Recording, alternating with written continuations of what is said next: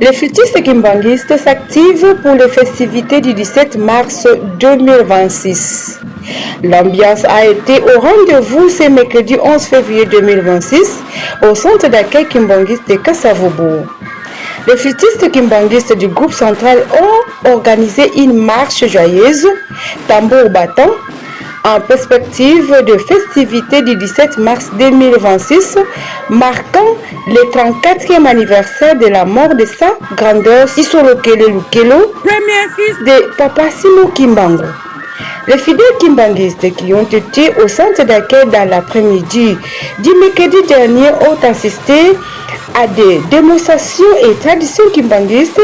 qui détaillent quelques étapes de cette fête qui va rassembler en Kamba Nouvelle-Jérusalem tous les flûtistes kimbanguistes le mois prochain.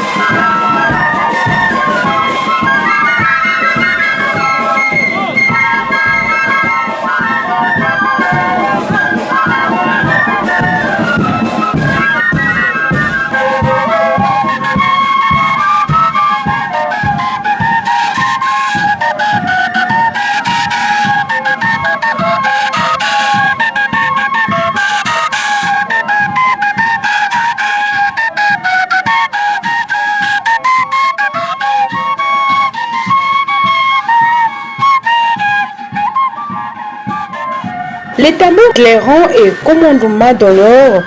ont égayé la population présente comme une exposition publique d'œuvres d'art. Le président de la commission d'organisation, l'architecte Martorel Bobé, s'est dit satisfait de l'engagement tous azimuts des flûtistes avant de demander aux responsables de faire confiance à son équipe pour honorer une fois de plus l'image de ce grand homme, Papa Isolokele Lukelo Charles, qui a beaucoup contribué dans le développement de l'église kimbanguiste et de la société africaine. Sans crainte d'être contredit, les observateurs confirment avec précision que les groupes de flûtistes kimbanguistes maintiennent le cap d'excellence grâce au savoir-faire du diacre Kiamazoa Alpha, un jeune cadre très ambitieux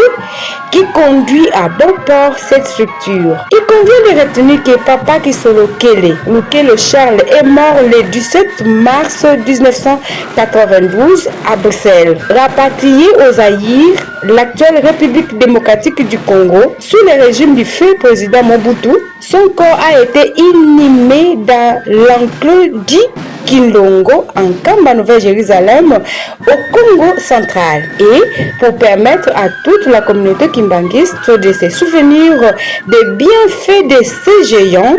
les chefs spirituels et représentants légaux de l'église kimbanguiste, sa divinité Papa Simon Kimbangu Kiangani, dès son accession au pouvoir, a confié au groupe de flûtistes kimbanguistes l'organisation de ces festivités en Kamba, ce qui justifie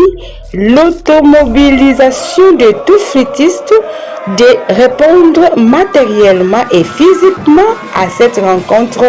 internationale. Nous y reviendrons.